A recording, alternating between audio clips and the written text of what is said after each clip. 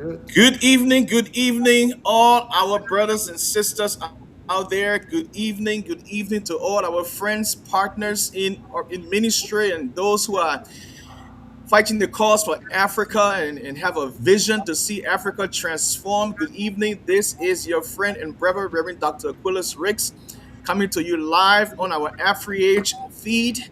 We want to say a good God bless you to all of you. It's a great time. We are sorry that we started a little bit late, but nonetheless, we are here and we have a very, very, very exciting time to be with you. An exciting discussion, exciting topic we're going to be discussing tonight. This is AfriAge, Africans for the Restoration of Ethics in Government. We are a nonprofit organization designed to harness the expertise of professional Africans and global partners. We can chat and have a conversation how our careers, experiences, education, and everything we are doing can benefit Africa. How we can add and contribute to the growth and to the development of Africa. I believe strongly that that Africa is lacking in a lot of areas, and it was just a burden on my heart. And as many of you know, I always say this. My desire, it increased as I hear news and watch documentaries and see things about how Africans trying to go for a better life. We go to North Africa and try to cross the Mediterranean Sea into Europe, and all those ferries they are crossing in the boats they are crossing in with capsize, and thousands of Africans are gone. Hundreds of them are gone, and that really burdened my heart. And it's with that burden that Africa was born. I mean, can Africa work in a way that she can provide the resources and develop the infrastructure that will help her citizens, that those who cannot make those who don't have the means to come to the West can still stay home and be productive and have a good education and live a good quality of life. Because when you see hundreds of Africans being lost in the sea, the Mediterranean Sea, time and time again, just to go for a better life, and all the resources and wealth are within the nation that they left, there is something wrong with it. How can Africa do better? How can we get the system and the infrastructure to improve the life of these people, of our citizens? And so with this burden, we bring in professional Africans and from different sectors of governance and experiences to kind of have a conversation. And again, my name is Reverend Dr. Aquilus Ricks. I'm the host of AfriAge. But tonight we have a friend and brother of mine. We have someone who is like me, has a burden for Africa. He is an African. He's a professional African. He's a reverend. He has pastored a church. He's also an author. He writes books. He's a mentor.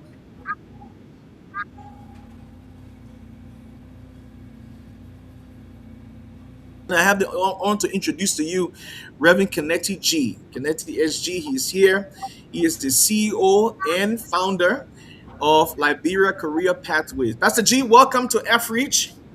Thank you very much. It is great to be here, and thank you for the introduction. You have a very worthy cause. I think it's Africans that can make Africa better. For generations, Excellent. we have depended on people from outside of the land to come and make our land better. That has not worked. So we know that doesn't work. So the only way we know it can work is by Africans doing Africa's work. So thank you. Yes. If I may ask, can you just get a little closer to your mic so we can pick you up clearly? Yeah. Yeah, yes. Is that better? Yes, yes, much, much better. And Pastor G, you said something that was so profound. It's Africans that can help Africa. Yes. You Well, know, I mean, it's like you cannot depend on somebody else to come from outside to come and clean up your home and make it look good, habitable. You have to do it yourself. That's just the way God designed the world in which we are. So it's Africans that can make Africa better. And for generations, we've looked outside, and what we have found is only exploitation, not investment in our land. They've exploited us. They've never, they go and, they exploit our resources. They take them to other places. They create jobs in their economy while our economy is left poor. And then they bring the finished product back to us and we buy them at much higher cost. So we know that that does not work. This is not, it's not a 1 year, 2 year experiment. It's not a 10 year, it's not a 20 year, 30. It's centuries of, we've seen for centuries that it doesn't work. So Africans, if to see a better Africa, it has to be Africans. It has to be Africans who will invest in Africa's well-being, who will dream for a better Africa, who will envision a better Africa, an industrialized Africa. That's the only way it's going to be. We are all God's creation, equally created, and God gave us all the same mind powers that He gives to anyone else. So we can make Africa better. We, the Africans, can make Africa better. Nobody else. Don't. Excellent. Sometimes you got to tell people there is no help coming. You got to look. You got to help yourself, basically. Gotta look within, think within, but just for the sake of our audience, and by the way, we are also on our Facebook page, AfReach. Those of you can just follow us there. You can make comments. We're going to read your comments to Pastor G. But Pastor G, let's do this. For the sake of our audience, get to know you a little bit better. Please, tell us a little bit more about yourself and the work you are doing, because I've met you, I know you personally, and we've had conversations. And the burden to see a transform Africa is something that just resonates in your heart.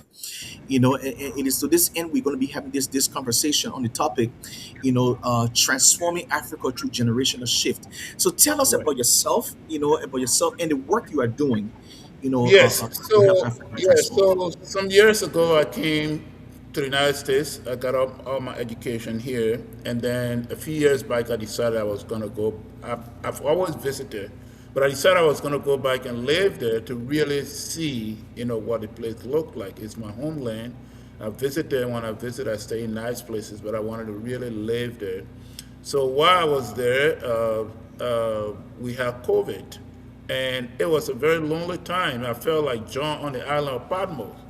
And I Mm, wanted to show that I made good use of my time. I've always thought that I had a book to write, that there is a book in me to write. And so I took this time to write a book and just finding a topic. So when I was there, I traveled all over Africa, west, north, east, Tanzania, Kenya, Nigeria, everywhere. And the conditions are pretty much the same. And what I found is that Africa's growth is so dependent on a mind shift. If we shift our mindset about who we are, how we see ourselves, and how others see us, and we shift our mindset towards growth and the well being of Africa, that's the place we need to start. Because, like you mentioned from the introduction, if people are sitting there and say somewhere else is better, if I have to die on the sea or mm, die in a yes. desert to cross over and go to another place because that place is better than where I am, see, that's a mind problem. But on the other hand, if you say, look, this is where God has placed me, and God will allow me to flourish here. And so I need to invest myself and make all the sacrifices I can make to bring prosperity to my land. And when we have that collective mindset, that's growth begins. Growth begins because we begin to put our energy into the well-being of our country, of our continent, of our countries, and of our continent. You remember in the Bible when the Israelites were in when they went into exile, God told them to pray for the place you are, because when that place prospers, you will also prosper. And so we need to pray for the prosperity of our land. We have the resources there. We need to shift our mindset to see growth. And so out of that, I wrote this book, which you've already mentioned, Generational Shift. That we just, if we can shift our mindset, we have the ability to break the cycles that have held us back for so long. When I was growing up, at the time, getting visa to come to the U.S. was all you needed was an air ticket. It wasn't as difficult as it is today. And so when people got a job, what did they do? They save money to buy their plane ticket, and then they go get their visa and they come out and they leave the country. And so today we see that, Africa is where it is because we have had this negative mindset about our continent for so long, but now it is time for us to shift our mindset for the well-being of where God has put us. And me being a pastor, let me tell you that this is not just some thought that happened. First of all, like God created us in His own image. And God did not create a hierarchy of human beings. In other words, there is not a race or another person that is better or another country that is better than another. We were all created equal in the image of God, and God loves us all equally. But when our minds are not put to work in the way that God intended them to be, then we get a result that we get. And this is why I wrote this book, Generational Shift. That Africa's growth begins with the shift in mindset so that we can break these cycles that have held us back for so long. Thank you so much. That's so profound. Literally you already answered the question I'm going to ask next concerning this book on generational shift. But I want to say this also as well as you were talking. That it starts with a mindset. It starts with a mindset because if a people always begin to always see themselves as on the low end of the spectrum. What I mean, if they've been conditioned, so to Yes, speak, to see themselves that I'm just, this is me. I'm just poor old me. There is just no future. There is just no way. If people are trapped in that mindset, then growth is stifled. It's stifled. right. As Yes, as the next thing I want you to do, please, because again, you are the CEO of Liberia Career Pathways, and you're talking about generational shift, and obviously you're reading a book concerning that. Um, you know, t- Talk a little bit about your work with Liberia Career Pathways, and how how you are kind of transforming the mindset of the next generation, with a hope right. of having a bigger transformation in Africa. So your contribution actually through Liberia Career Pathways is immense, it's intense, it's a lot. But brief us a little Right. bit concerning what you do with your organization in terms of transforming So, mindsets. yes, so, we talk a lot about natural resources. The resources that are in the ground, the oil, the gold, the diamond, all of that. But in our program, we are very clear that the greatest natural resource that God has given to humankind is our minds, our brains. This is what God has given us. And if you put it to work well, you will do very well. If you allow it to get messed up, if you don't, you know, if you don't guide your mind and you let it go into all kinds of ways, you will. There's our thought have actual consequences on us. Philosophers have always agreed that thoughts will turn into habits, and thoughts will turn into action, and those can become our habits. So if you will guide your mind, anything that is praiseworthy, anything that is good, put your mind on those things and begin to work on them. Because the mind has energy that it gives us, that energy can drive us into doing positive things. So we do a lot of mentoring, but we also create jobs for these young people. We find jobs for them and we create jobs for them. We open up a sector of our economy. We do some community study. We call it community of the future. So basically, we tell our young people to go into the community to identify the needs within the community, bring back a report, then do a peer group. The peer will help you to either to tear it apart, then give it back to you. You put it back together, and then a solid, you bring a solid proposal to the group. Okay. So we do different things. So one of the things that we are very proud that we accomplished in Liberia was we found during these community research, we go into hospitals and businesses and everywhere, not just walking around in the community. We found that in the hospital system, out there because most of the medical equipment that are in Africa, Liberia in particular, those equipment are second generation equipment. In other words, that they were donated or they were bought secondhand. So but when they get there, the way they are designed to function, they need to be recalibrated. They need to, you know, regularly maintained. But those don't happen. When they bring the equipment, they put it down, they plug it in, the light is on, the thing is working. And it may be working, but it just may not be functioning the way it functions. So that led to a lot of misdiagnosis in our healthcare system. And when people are misdiagnosed, they are misprescribed. So part of our work was we found that as a career pathway, we found that this is an employable sector of our economy. So if we can develop this sector, biomedical technician, then we can have our medical equipment in the hospitals to work. So a few years back, we worked with World Health Organization and the Ministry of Health and other donors, the Clinton Health Foundation, and we found scholarship for about 18 of our citizens to go into other countries to learn biomedical technicians. So we have those people in the country now that has worked. But then after a few years, we say, look, we have to bring the program to the country so we can train more people. We can't keep sending people out. Yeah. It's cheaper to build an institution here. So this last year, we just achieved that together with the Ministry of Education and the Ministry of Health. And now one of the technical colleges in Liberia is going to have a biomedical technician training program. So these are the works that we do. Not only do we find jobs, we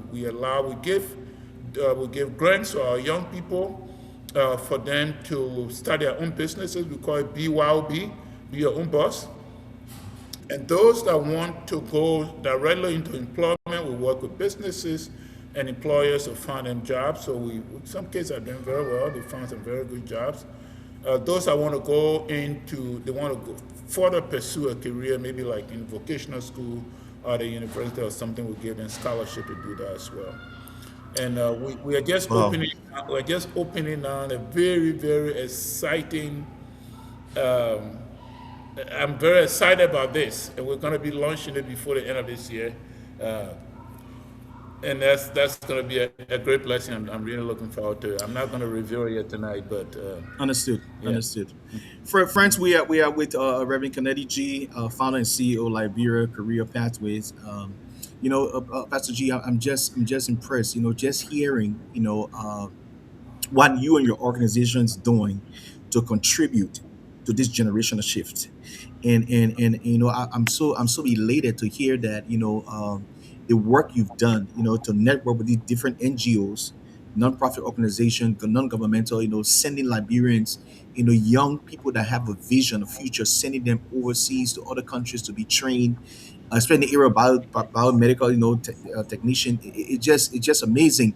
And then bringing them back in, but going further, convincing those that have the resources to come on the ground in the country and yeah. start this work of training of the young people for the next generation.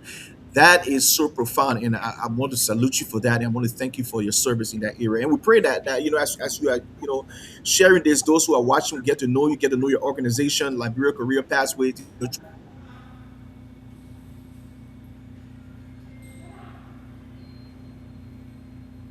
improve Africa. Is something to if you have the wealth, the resources to put something in their hands, help them in that process. So really encourage people who will be watching this, to be a blessing. We have a number of people watching. Let me just see a few here. We have obviously your own sister, my wife Visha Ricks is here. Um, Veronica Ricks, she mentioned she's here. And wow, my own uncle Melvin Wire is here. He made a comment. I just wanted to bring that to your attention here and just get your comment on that. He said I think the major challenge we have in Africa is enviousness against one another. As we talking about generational shift, changing the mindset, from one generation to the next. This is his concern. That envy is a mindset. You know what I mean?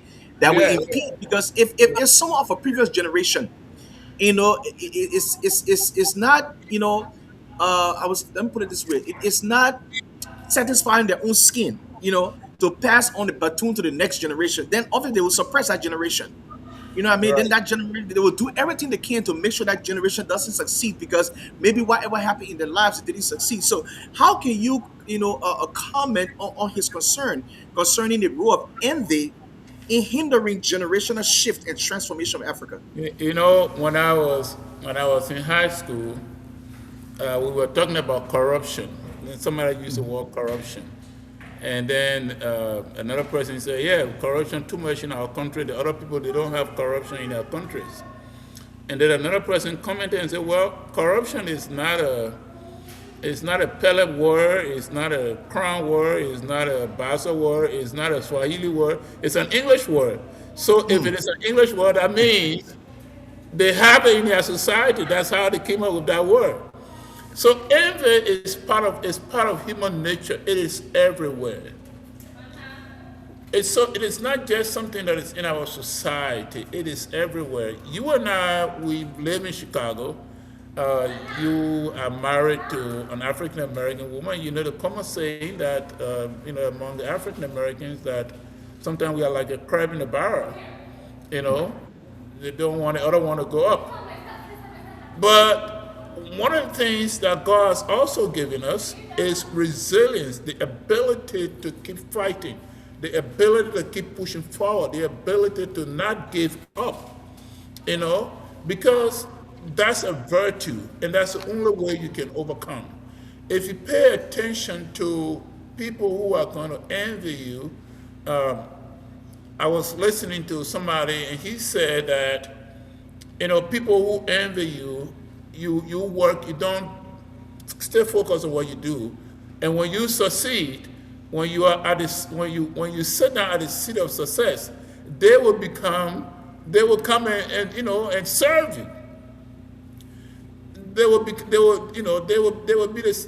people that will serve you. So, I mean, look anywhere in the world. There is envy everywhere. Look everywhere in the world. People who are successful are people who just don't pay attention to the things. There's a saying. I went on a safari a few times now in East Africa, and in fact, this summer I was in Kenya again, and there is a saying. The Kenyans like to say, the East Africans like to say, the lion.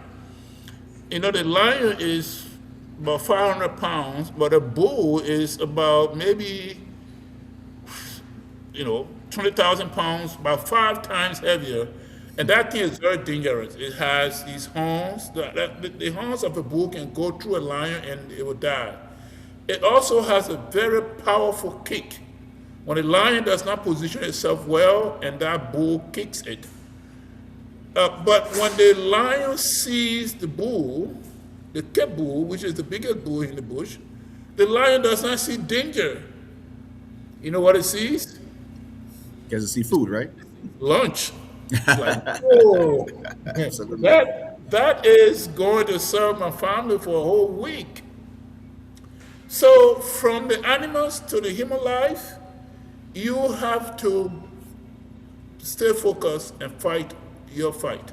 It is true that there is a lot of envy. In fact, sometimes in Africa it is dangerous because people will do all kinds of things, forces of darkness, you know. But there is also a lot of success, and those people who are successful is not because they don't have any envy against them. Yeah. They don't have people who oppose them. Look at the World Cup. If those guys they had a chance, they would cripple someone so the person would leave the field. Mm. You know. But if you think of the danger of playing football, that you could break your leg, you could hurt your shoulder, you could do this, you could do that, you would never play. Yeah. That's just sometimes the reality of life. You, you, So you know, and I think it's. I mean, you kind of raise a good point, because someone envying me, shouldn't cause me not to follow my dreams.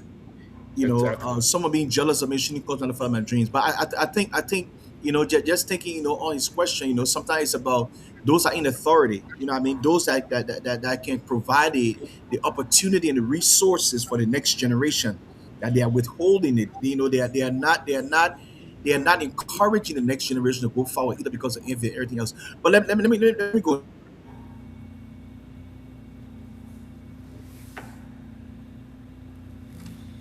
or should make.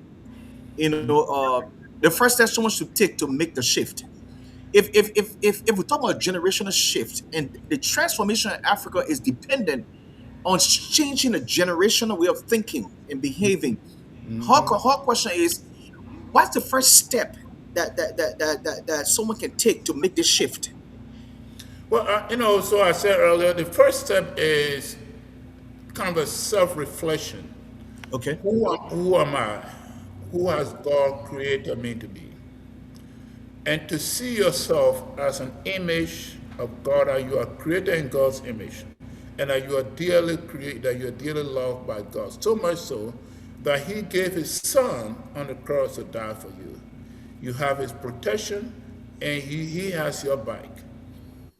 When you begin to see yourself that way, then you ask yourself the question, who are these other people? Same thing, just created in the image of God. We are all God's children. We are in this world, and God intends us to make contribution. The Bible says it is more blessed to give than to receive. So if you set your mind on becoming a contributor, to becoming a person who will give and not just to take or receive or wait for help from somebody else, and you begin to fight your way in this life, God will meet you somewhere. The universe will respond to your effort and to your time. So, so the place it begins with self-reflection. How do I feel about myself? What is my confidence level? Do I see myself as competent? Do I see myself as capable? Do I see myself as a contributor, as a giver, not a receiver? Do I see myself as loved and protected and supported by God? Do I see myself as knowing that the resources I need to be successful are out there? When you read the Bible, God work. When God told Adam, He said, "Go and work the garden." That was before the fall. So work, strategic work, finding useful, meaningful work to do is part of God's order. Nothing comes to us in this world without us working for it. So we have to put our mind to it and work for it. I mean, you know this than more than I do. The people who are most successful, you get a basketball team, the person who is going to be most successful is the person who puts in the most work. That's right. Everybody on the team has skill, but some people think the 1 hour or the 2 hour practice is enough because that's what the coach asks for.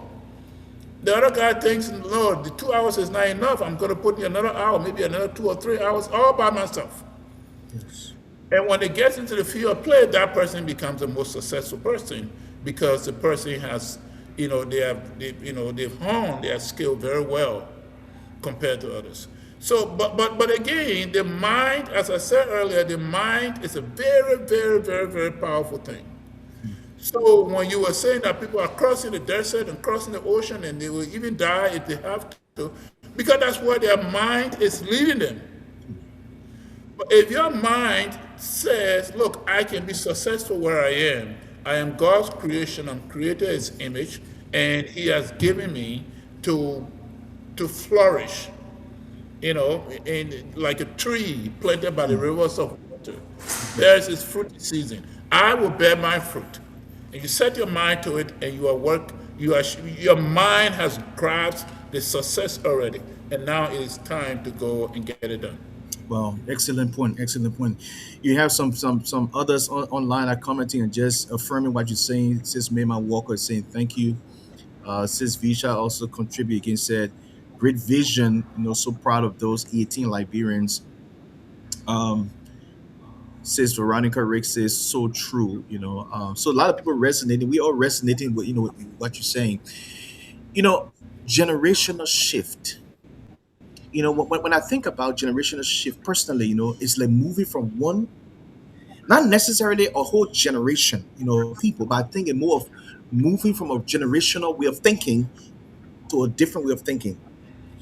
In your research, Right. in your research and in your understanding of this area, because this is something you are reading a book about, so maybe you have done study concerning, you know, what have you seen in terms of what has the previous generation been thinking? What the mindset of the previous generation been like that have caused Africa to lag behind?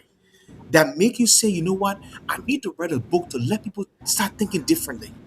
You know what I mean? What was it like about the old generational way of thinking Right. that walked the entire continent with all the wealth and Yeah. So, resources? It's just that. right. Exactly. So in chapter 16 of the book, Generational Shift, I went into the history of Africa, how we were colonized. And it Okay. came to a place when that generation of Africans said, no, no, no, no, this is not acceptable. We can't sit here and other people come and govern us. We are God's creation, created in the image of God. We cannot allow other people to come and govern us. We have to govern ourselves. And so they fought for colonial freedom.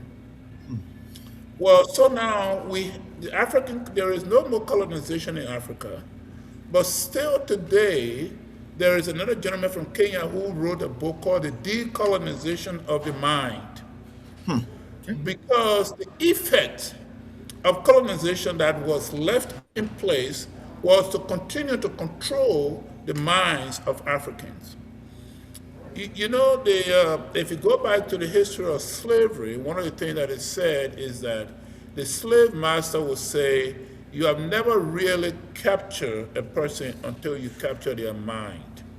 And once you capture their mind, you have total control over them. And so there's this neo-colonization, which is not the physical colonization anymore, but to continue, to control the way things work in Africa.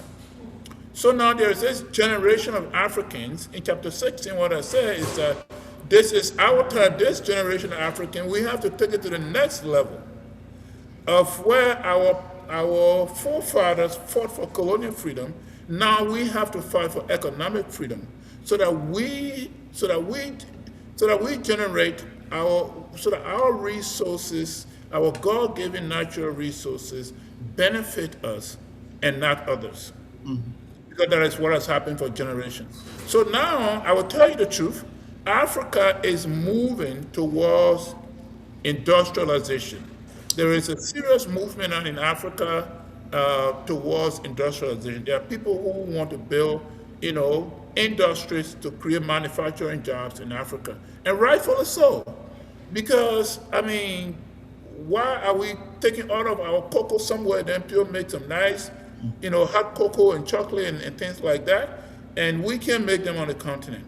The same thing with our coffee and all of that, our rubber, you and I, we know Firestone, stations all over this country, where that's rubber coming from, you know. So why can't we industrialize Africa? So we have to break these cycles, and we cannot continue to make the same excuses, like this one doesn't work, that one doesn't work, we don't have electricity. Well, for generations now, can we fix that problem? So it's that mindset shift that is important to the well-being of Africa and to break these cycles. So it's a message, I met with Pierre Lumumba, and he said, Kennedy, one of the things that we have to do is we have to keep knocking, and eventually the door will be open. We have to keep talking and keep educating our people, and eventually these things are going to happen. So it's not, that's why I say generational is not like the next generation to come, but that we can begin in this generation and then begin to pass it on and begin to see Africa. We can begin to see Africa as a place where we can live, raise our family in security, build wealth and community, and prosper in Africa. When we begin to think that way, it's going to get passed on to the next generation. And then eventually Africa will become a prosperous place. The continent is prospering. I've It traveled is. all over the place. I've been to East, I've been like in a lot of Africa. There are still a lot of things to be done, but we are not to the same place we were a few decades ago, because people are now getting it that yes, I feel better here in my own homeland than I feel anywhere else. Excellent, excellent. Mr. Wyatt just also texted, "Thanks for your insight. This is very educational and encouraging." I'm glad you kind of alluded to what you meant when you said generational shift, because sometimes there's a misconception that it means a generational shift means you wait till a whole generation of people pass away, then the next generation come. But I'm glad you kind of clarified that generational shift is about mindset. Yes. I could be of an older generation, but if my mind is changed to think modern, to think future right now, I've shifted my generational way of thinking. And that is Right. so profound that you mentioned that. But let's also talk about governance. Governance. As you look at Africa, as a continent, again, with all your travels and experience and meeting dignitaries and leaders, through Africa, you know, um, when you sit to think and look at Africa, again, for me, I try to dissect, the problem, because if you cannot dissect the problem, you cannot get a solution, right? But I'm Right. curious to find from you, because do you think a system of governance in Africa, do you think is somehow contributing to this problem we have, in Africa? I mean, yeah.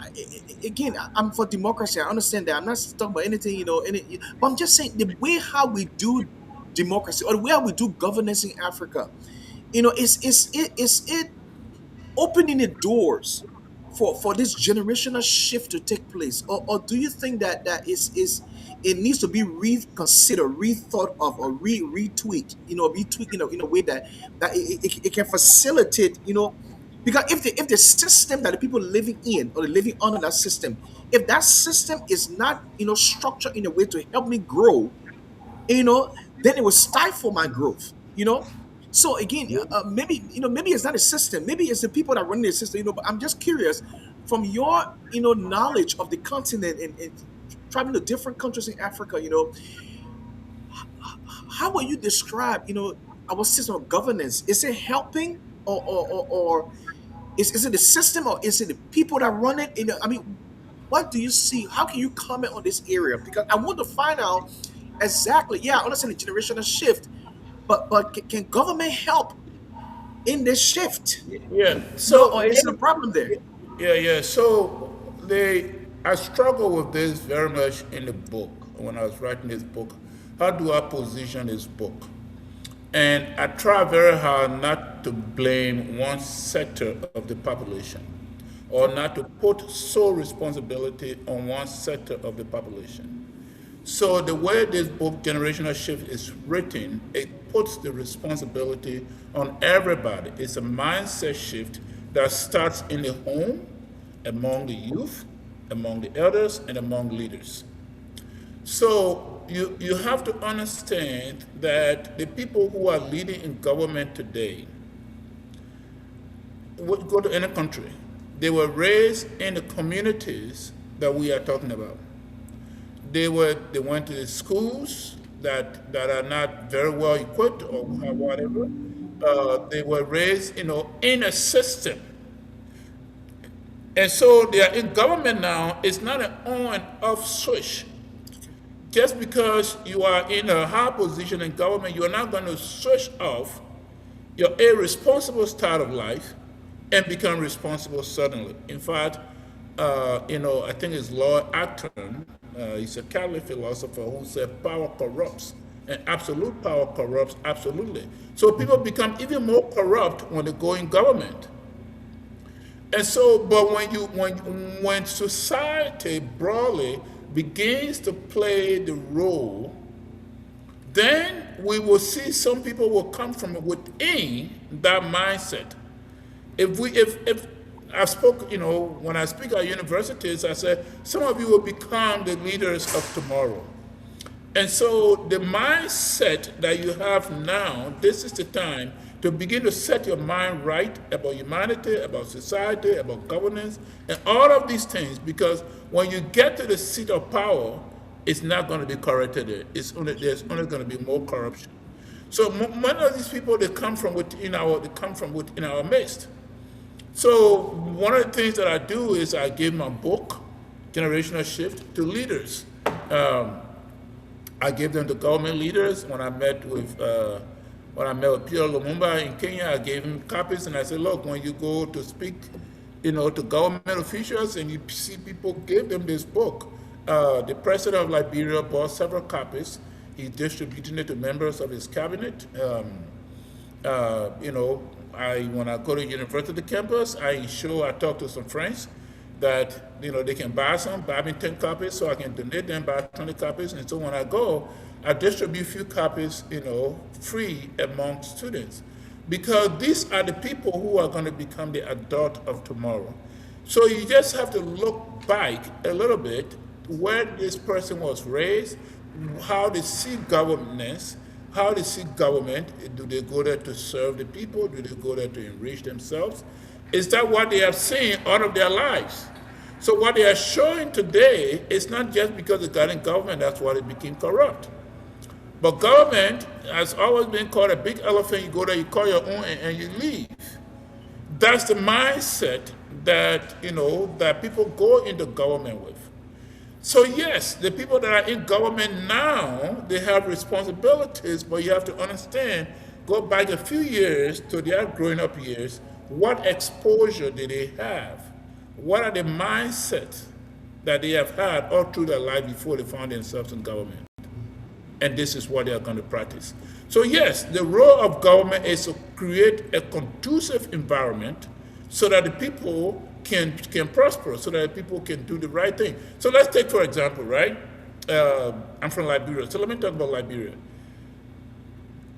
In the last several decades, we have talked about Liberia got good soil, people should plant and grow food so that we can feed ourselves, which is right to do.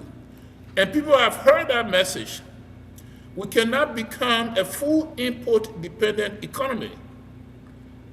So people have been growing food. Unfortunately now, we have not created a market for farmers. So when farmers grow their food, they are not just growing food for them to consume today, they have to take some of it to market so that they can get cash. Well, if you grow perishable crops, like mangoes or corn or cassava or all of those things that can, that only have a shelf life of 1 week or so, up to 1 week. So what we have in Liberia now, and most African countries, not just Liberia, we have a lot of post-harvest loss. So there is a thinking process behind that. So people who are looking for investment opportunity to agro product processing, if you can create a manufacturing plant, to process, to turn these agro products into other consumable forms. Like you can buy mango juice, you can do, all these other things, turn them into other consumable forms and have a market for them. So that farmers are not just growing what they can eat, but they are also able to make a living from that produce. But if you look at most of the African markets today, most of the African farmers, depending on where you are, they're probably only getting back 20% of their labor, 30%, maybe 50% if you're lucky. Most of it goes to lost because they don't have a way of storing them, they don't have a way of converting them into other consumable forms, And so these are the things that government can create an environment for them to happen. But it's not just government, private investors. You and I know in this country, the wealthiest people in this country are not from government. They come from the private sector. So yes, we need government to be accountable. We need them to have integrity. We need them to have this. But let us not take attention away from regular private citizens. Because, hey, look, I will tell you the truth. You know this. We talk about people being corrupt. Go to the schools. Go to the churches. Go to the marketplaces. Some of the most devious people you find are the private citizens. But when you're in government, because you're in such a public space, everybody say you are. But most of those, So this is why I try to balance this book, that it's not blaming one sector of the population, or talking to one group of people. But everybody have a responsibility to create a conducive environment. Most of the jobs in developing countries are in the private sectors. Yes. And most of the wealth is in the private sector. Private sector people pay higher than people who work in government. I mean, The government have its perks, its power, and everything. But if you're looking for money, it's not in government. If you want, so how do we grow our private sector? How do we build our private sector so that it becomes strong and give our citizens the choice of if they want to work in government, fine. But hey, look, there is a private sector is doing very well as well. Because that's where most of the jobs can be created. Government can only create so many jobs. Wow, wow, we can go on and on and on. We already press against time, but it's interesting. Transforming Africa through generational shift. It's about time, as you rightly said, that we begin to sound this alarm that the future of Africa depends on changing our mind. As you alluded to, you cannot the transformation cannot it starts with that mental shift. And as you say, it begins with looking in the mirror and saying, who I am.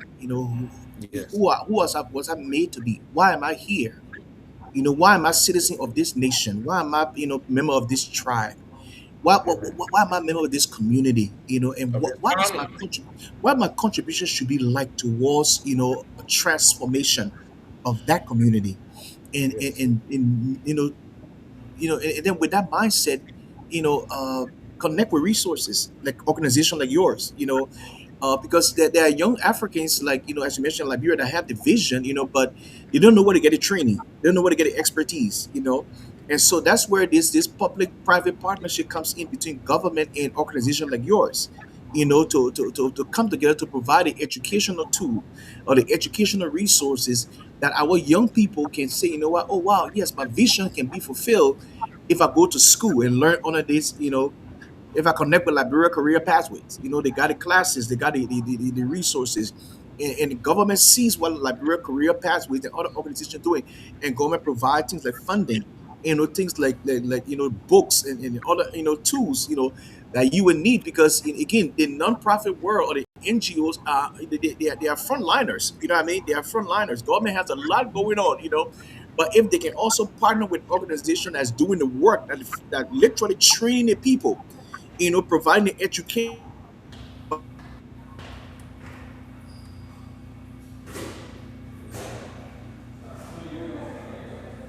then that partnership, together, working together in unison, can really catapult the nation or even the whole continent, to a new level of transformation.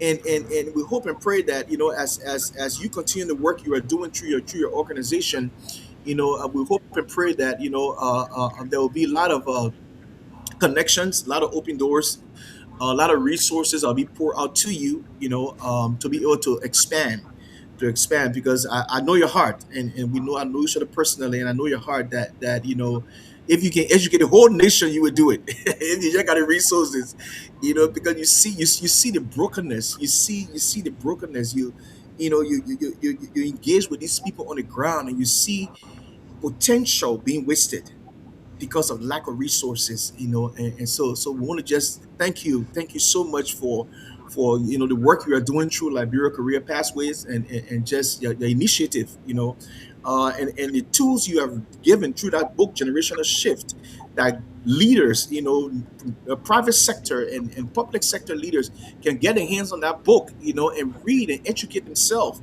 and see how they can come alongside to help this in this generational shift, to take our continent, to a more productive level. I'm as I listen to the news, and through all the news now, we hear this whole thing about immigration reform in the West and the things that's happening.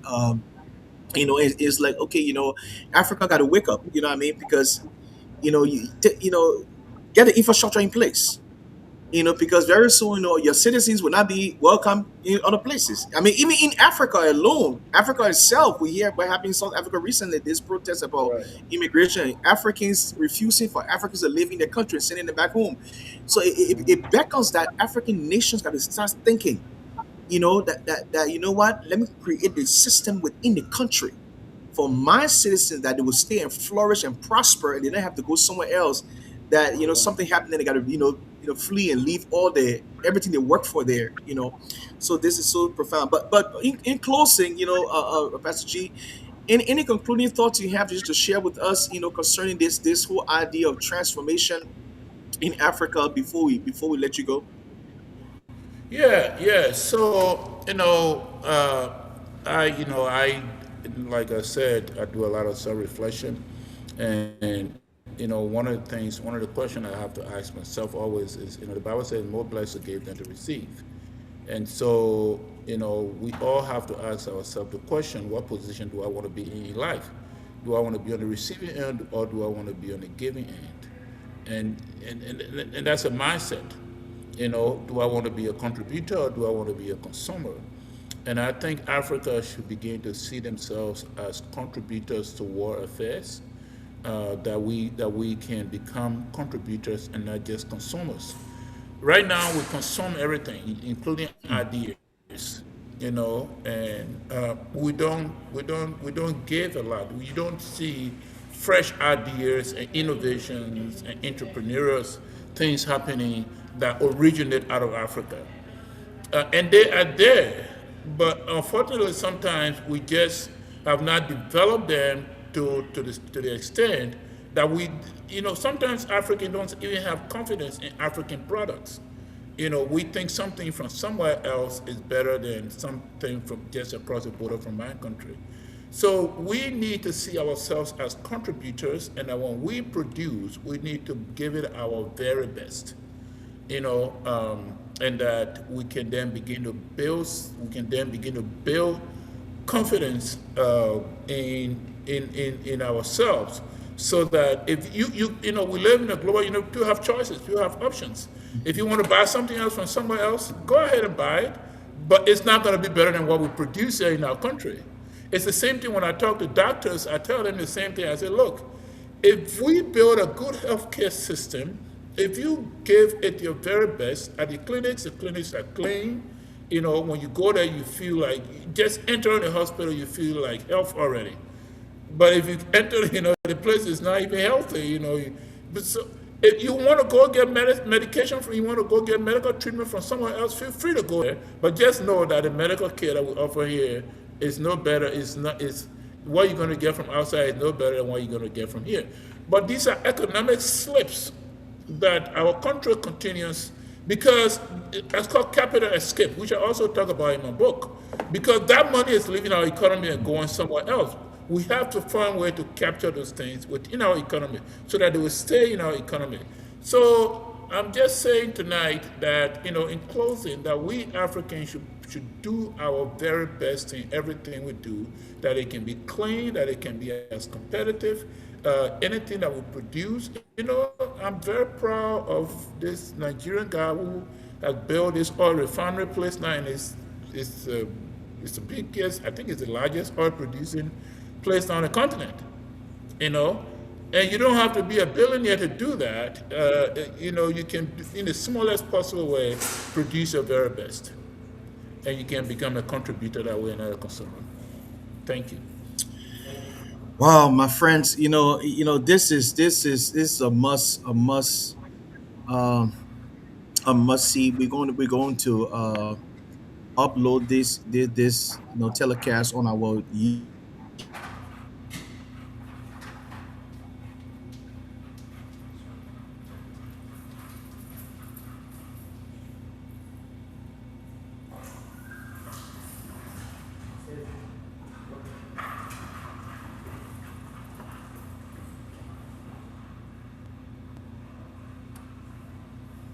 continent, who we are as a people, who we are as nations, you know, um, and what steps we can take. But again, it starts with the mind. It starts with the mind. And I hope and pray that as we listen to the caution, the advice, the wisdom that he spoke with, that we'll begin to search within ourselves. How are I contributing? And your contribution can be in various ways. You could literally go on the ground, and do something, or you could partner with an organization like his, Liberia Career Pathways, or any other organization that are doing the work. And then be a part of the solution. To help. bring this mental transformation, because the continent cannot be transformed if the mind of the people is not transformed. They have to start thinking, I have the skills. I'm nobody, other people are not better than me. I Yep. can apply myself academically too. I can learn a trade and a skill, and I can be a productive citizen and live a good quality of life right here. Yep. I don't have to go and risk my life to cross North Africa and Mediterranean Sea to go into Europe, and a boat capsize and I die in the ocean, in the Mediterranean Sea. My life, even though I don't have opportunity to go to the West, I can still prosper within my nation by education, education, education, education. Yep. And it starts with a mindset. So again, we'll upload this on our AfriH YouTube page that you continue to listen to it and share with others. But I want to thank all of you, all those that came on, those that are watching us on Facebook as well, even those that commented. Thank you all so much. Pastor G, thank you, my brother. Thank you so much. I know you're writing another book. Just let me know. We're gonna have you again to come back and Yeah. share some things with us as well. But we are to the end of our little podcast, right now, and we just want to appreciate you all so much. And again, this is AfriH, Africans for the Restoration of Ethics in Government. We are a non-profit organization. We are a 501c3. So, if your heart is touched and you want to be a blessing to us, whether it's through Cash App or Zelle, this is the information there on the screen. You can just take advantage of that, and just send something to us. There are other things we are envisioning to do as we go ahead, as we continue to grow our platform and grow our membership, and grow our base. So we want to thank you all again as well. So, Pastor G, thank you again, sir, and God bless you. And Thank may you. your organization continue to prosper and continue to flourish in everything you do for You are, Africa. you are Thank you, great. friends. We'll be back here again next week. I know many times you see we have a lot of brothers here, but there's a partnership between me and my wife.